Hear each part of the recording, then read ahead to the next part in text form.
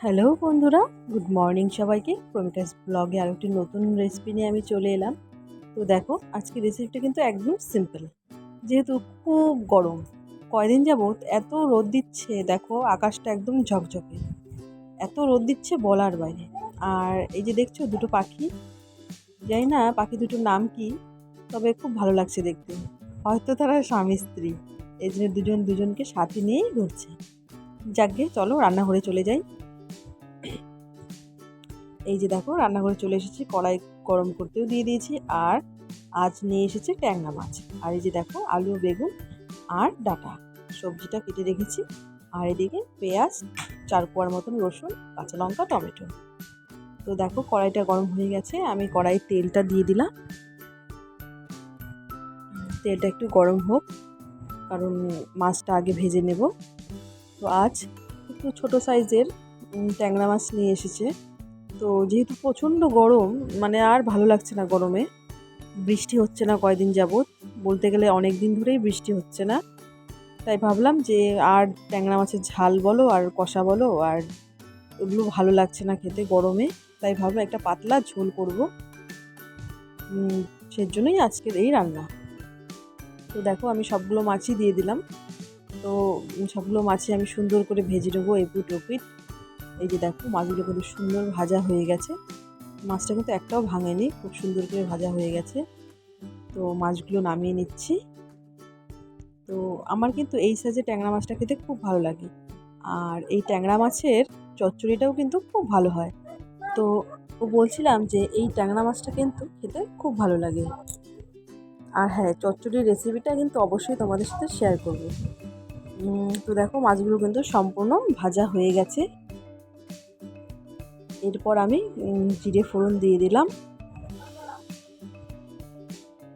জিরেটা একটু কড়া হয়ে নিক।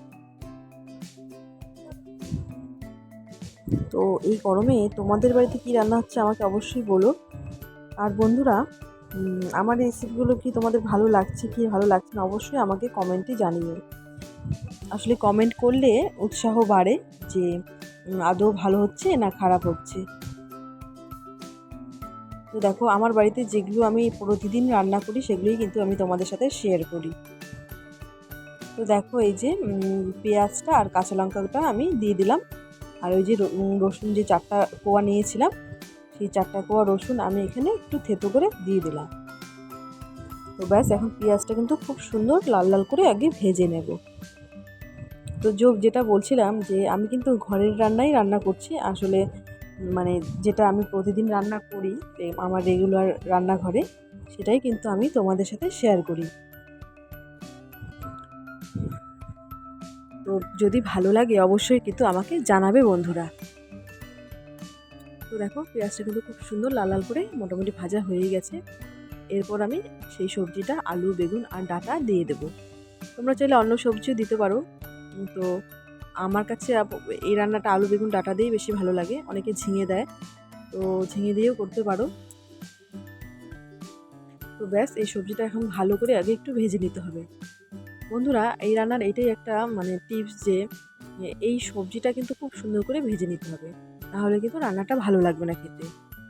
নর্মাল যেরকম তরকারি হয় ওরকম হবে না, এটা একটু ভেজে নিলে কিন্তু এটার টেস্টটা অন্যরকম আসবে। তো তোমরা কিন্তু অবশ্যই বাড়িতে এভাবে ট্রাই করবে। দেখো বন্ধুরা, ঠিক এই যে এরকম এরকম ভাজাই করতে হবে, সুন্দর করে লাল লাল করে ভেজে নিতে হবে। যেহেতু গরম পড়েছে প্রচণ্ড, বৃষ্টি হচ্ছে না কদিন যাবৎ, তাই ভাবলাম একটু পাতলা ঝোলই করব, বেশি মশলা দিব না। এই যে দেখো, ভালো করে ভেজে নিয়েছি। আর টমেটো আর এই যে জিরে গুঁড়োটাও আমি দিয়ে দিলাম, আর সাথে দিয়ে দেবো একটু ধনে গুঁড়ো। আজ কোনো মশলা আমি বাটাবাটি করছি না, আজকে একদম গুঁড়ো মশলাতেই রান্নাটা হবে। যদিও এই গুঁড়ো মশলাগুলো কিন্তু বন্ধুরা আমি বাড়িতেই গুঁড়ো করি, প্যাকেটের গুঁড়ো মশলা না। তো ব্যাস দেখো, এটা সুন্দর করে নাড়িয়ে নেব। আর হলুদটা একটু আমি লাস্টের দিকেই দিচ্ছি, কারণ যাতে কালারটা বেশ ভালো আসে। তো দেখো, আমি হলুদটা সঠিক পরিমাণে দিয়ে একটু সামান্য জল দিয়ে মশলাটা কষিয়ে নেব।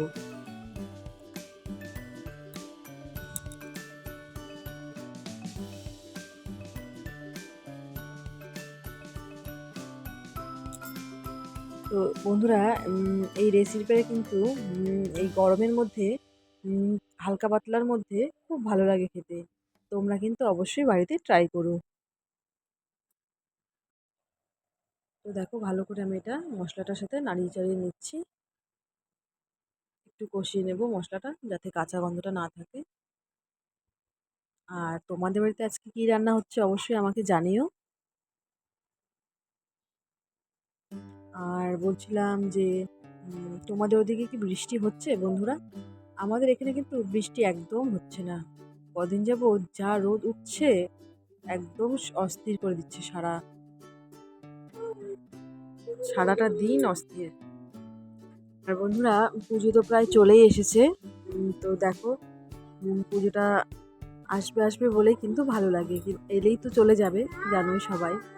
তাই মনে হয় যে এরকম আসবে আসবেই ভালো, এলেই চলে গেল। তো দেখো বন্ধুরা আমি জলটাও দিয়ে দিলাম। তো জলটা একটু বেশি পরিমাণেই দিলাম, ডাঁটা আলুটা একটু সেদ্ধ হবে। আর আমি তো একটু পাতলাই রাখবো, যেহেতু আমি বেশি ঝোল রাখবো না আজকে তরকারিটা। আর এটার পাতলা ঝোলটা খেতে কিন্তু বন্ধুরা অনেক ভালো লাগে।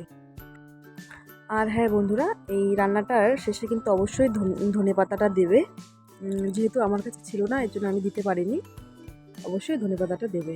তো আমি কিছুক্ষণ ঢেকে রেখে এই যে আমার কৌটাগুলো মুছে নিচ্ছি। ব্যাস রান্নাটা আমার মোটামুটি একদম কমপ্লিটই প্রায়। তো সব মুছে একসাথে টেবিলে রেখে দিতে যাচ্ছি। রান্নার পরে কৌটাগুলো মুছে নিলে কি হয়, নোংরাটা কম হয়, অনেক দিন যায় আর কি। তো প্রতিদিন পরিষ্কার করলে বেশি দিন পর পর ভালো করে ধুয়ে নিলেই হয়ে যায়। তো দেখো বন্ধুরা ঝোলটা কিন্তু খুব সুন্দর ফুটে উঠেছে। এই যে দেখো কালারটাও কিন্তু খুব সুন্দর হয়েছে। আমি এবার মাছগুলো দিয়ে দেব। তো সত্যি কথা বলতে বন্ধুরা এই রেসিপিটা কিন্তু দারুণ হয়েছিল খেতে। আমি মিথ্যে কথা বলবো না তোমাদের, অসম্ভব ভালো হয়েছিল। তো তোমরাও কিন্তু বাড়িতে এটা ট্রাই করো। আর আমার এই রেসিপিগুলো যদি তোমাদের ভালো লেগে থাকে অবশ্যই আমাকে লাইক, কমেন্ট এবং শেয়ার করে দিও। আর হ্যাঁ, সাবস্ক্রাইব করতে ভুলো না।